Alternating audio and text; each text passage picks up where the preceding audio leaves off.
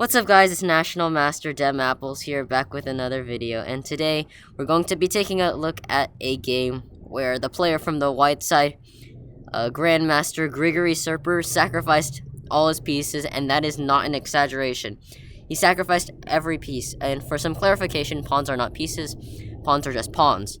I guess the king is a piece, but he didn't end up losing the game, so he didn't sacrifice his king.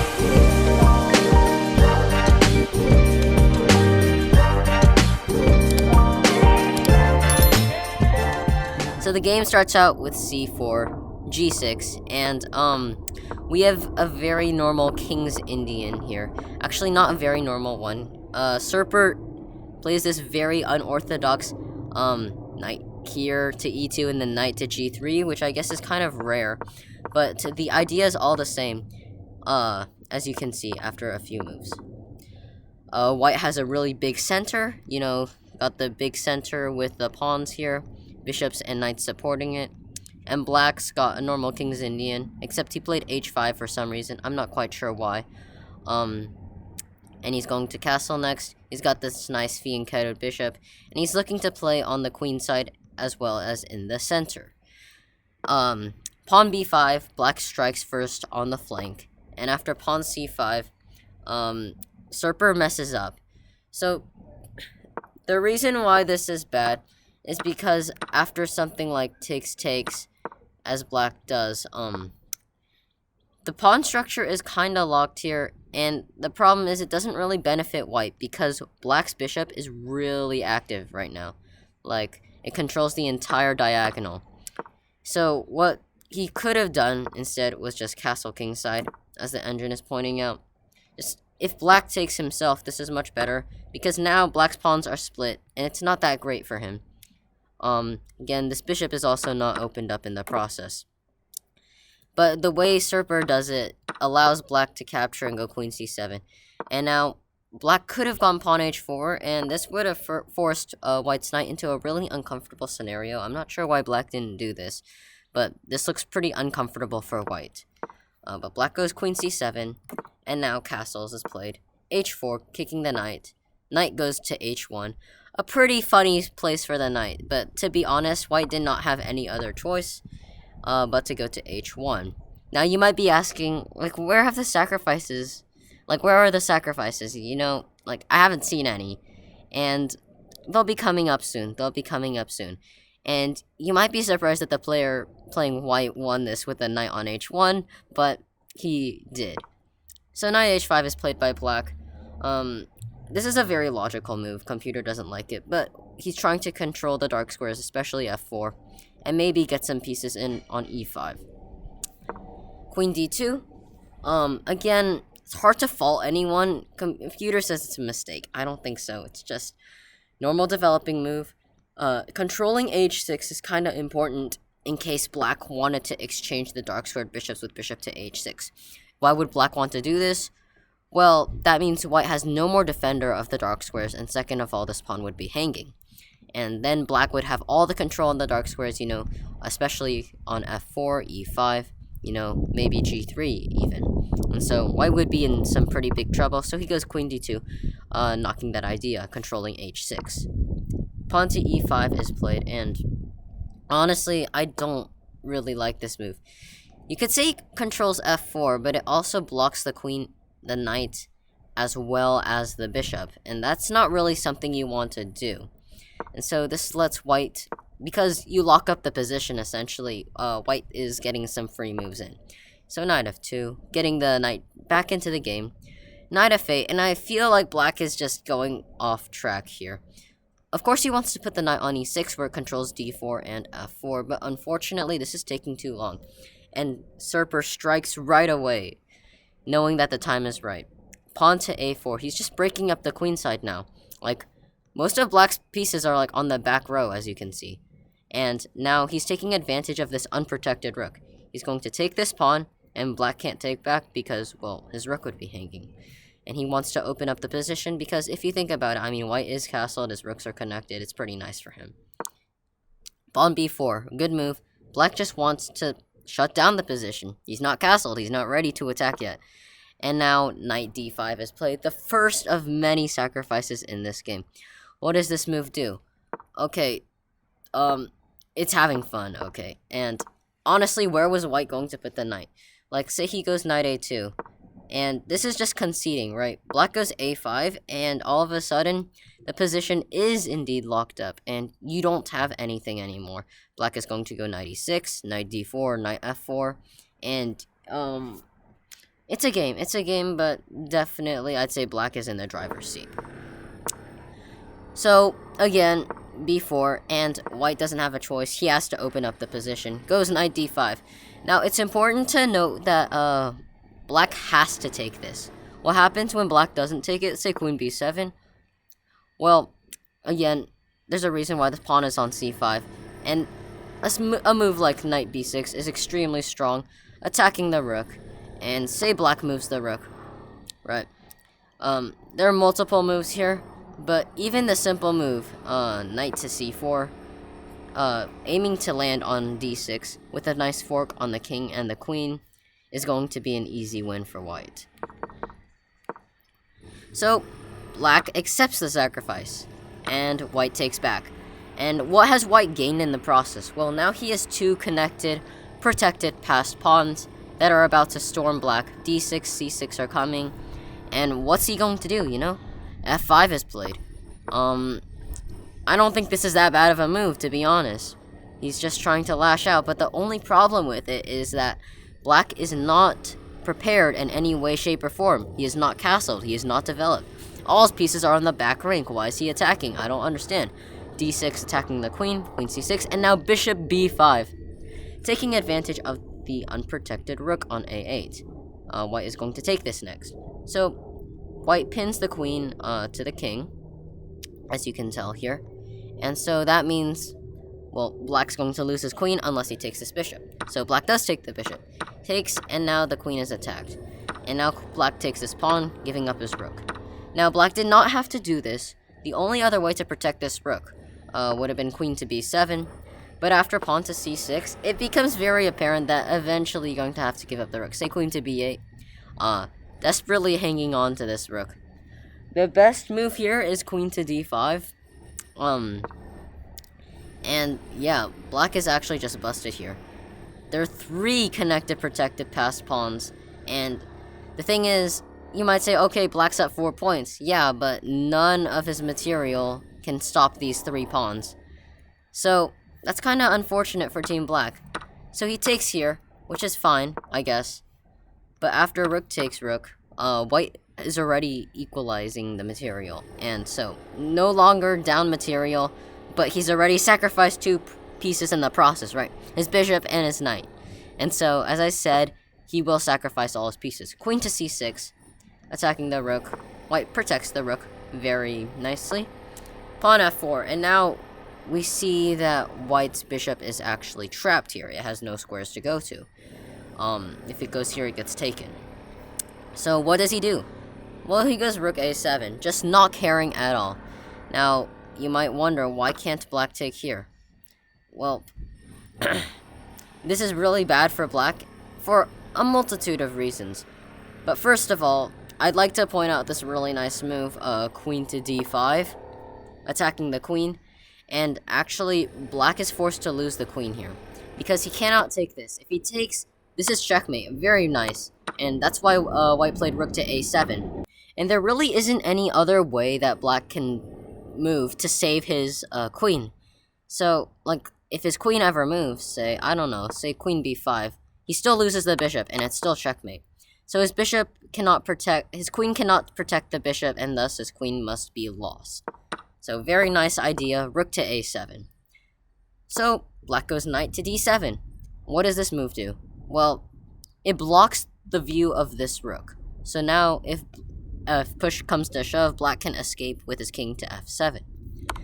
But white sacrifices his rook anyways. Now, why is he doing this? Now, he did not need to play this.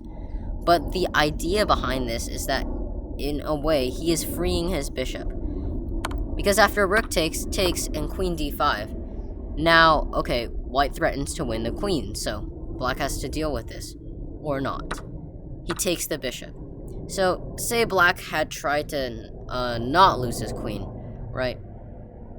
The only problem with that is that he can't not lose his queen. It sounds kind of weird, but there is no move he can make to avoid losing his queen. White goes here next move, and so you'd think, okay, either black moves his queen or he moves his king, right? But he can't move his king anywhere that doesn't lose the queen. So say king f8, rook a8. Like, okay, you can prevent it for one move, but after d7, queen d8, the pawn is still getting through. White will queen this pawn and win the game. So the king can't really move anywhere, right? And so where else is black supposed to move? He can't move his queen anywhere because, well, it just gets captured, right? So queen d8. In fact, we have a very nice move here that wins even more material. Queen e6, and then we can take this knight as well. So this is a really creative move to save the bishop. So, but in reality, it was actually losing the bishop. Because after pawn takes, you know, black is realizing, okay, I'm losing my queen no matter what. I might as well take this free bishop. Queen a6 check is played. And apparently this wasn't the greatest move. Because after king f8, you know, oh, white took this. And there isn't much. Now, white should have gone knight to d3. And it's hard to criticize the guy who's down 5 points of material to not take a free knight. Because in what happened in the game, queen e6 check, king f8, and rook takes d7, white ended up getting a piece back. But it's, you know, you've already lost a piece, so it's hard to give it up. And so after knight to d3, the reason why this is so strong is because black still can't do anything about rook a8. And additionally, you save your knight from being captured because the pawn was threatening to capture the knight on f2 with check to the king. So it's nice to save the knight. But queen e6 check was played, king f8, and now rook takes d7, threatening checkmate on f7. Black took the knight, on f2 with check, and now importantly, white did not take back, because if he did so, black would have taken with check to the king. And you might say, okay, it's just a pawn. No, it's not, actually. The problem is white's king is still exposed, and after king e2, knight f4, for example, white's queen is already being lost. And so you could say, okay, well, he could go king f1, right? But not so fast, because eventually it might take a while, right? But say in this position, black here has a move, and it's not the best move either, but if push comes to shove, black can go queen g2 and just win the queen back. So again, this is really bad because white's king is exposed and he cannot afford to lose this pawn with check. So instead, he goes king f1, the only move, and queen e8 is played. Again, black has to defend against the checkmate threat on f7, so he opts to exchange queens. But now white had a really nice move, rook to f7. So first of all, you can't move the king, you lose your queen for no reason. So queen 6 rook is played. Queen c8 check, queen e8 is forced, and now pawn to d7. And we see the point of white's combination finally, right? He's going to queen his pawn. There isn't anything black can do about this. If he takes here, white will still queen. And if he takes this pawn, I mean, he can't take the pawn. His queen is just pinned to the king, as you can see. So king f7 is played. White queens, takes, and now check. Now, right now the players are at move 34, which is actually really important to know. Because once you hit move 40, you get some extra time. That's how most chess tournaments work, in my experience. And so you'll notice that white plays a ton of nothing moves after this brilliant move, noticing that after rook takes queen, pawn takes, black cannot stop this pawn. But after this move, it's quite a bit of checking here. So pawn e4 is played, right? And white has to be careful here. So, first of all, for example, he can't take this pawn. If he takes this pawn, now he loses his queen because black goes bishop e5, and the promotion square is covered. So that's black's secret idea behind pawn to e4, to allow for bishop e5. So white's queen is hanging for real. He goes c7, so that his queen is no longer hanging. But now e3, a brilliant move. And so What is this move doing? Well, it's preventing white from queening, actually. Because, funnily enough, white gets checkmated. Here, e1 queen, and this is mate. So, white has to defend checkmate first, but how? And as I said, they get extra time on move 40, so you might see some checking, and right now it's move 37. So white is just going to make a ton of nothing checks to pass the time. So check, check, check, check, check, check, check. And now white thinks to himself, does he want a draw or does he want to win this game? Because he can keep checking for the draw and make a draw, but does he want to win? Does he think he can win? Now he has more time to think about it because it's move 41 now. And so white plays the absolutely brilliant move, queen takes e7. And look at this position. White has sacrificed all of his pieces. Not a single one is left on the board. But he promotes to another queen. And I still think this counts as sacrificing all your pieces, because you could promote it to another queen, but you lost all your other pieces. And this is what makes this game so special, you know?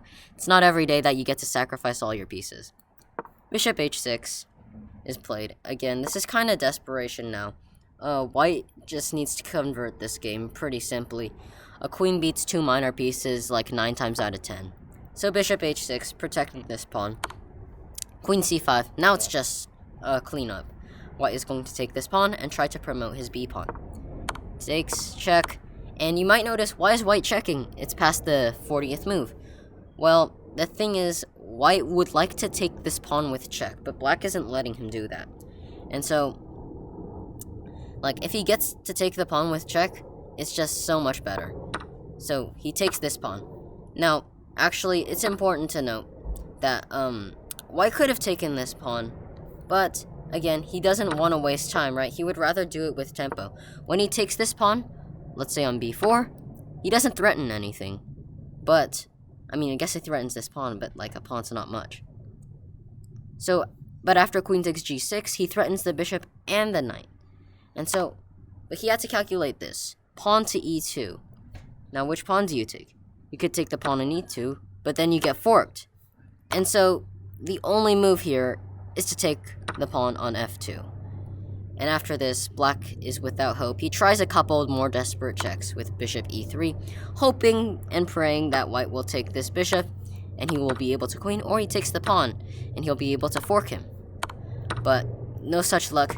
King to e1 is played, and with a knight on pre, and this pawn hanging, and this bishop about to be lost to a fork, black resigned the game. So, truly an amazing game. White sacrificed every single piece, and this is probably the only game that you've seen where one side sacrificed all their pieces and somehow managed to win the game. I've seen many games where one side sacrifices all their pieces and loses the game. That's pretty common, but this guy managed to win. And so, thanks for watching. Like and subscribe if you enjoyed, and I'll see you next time.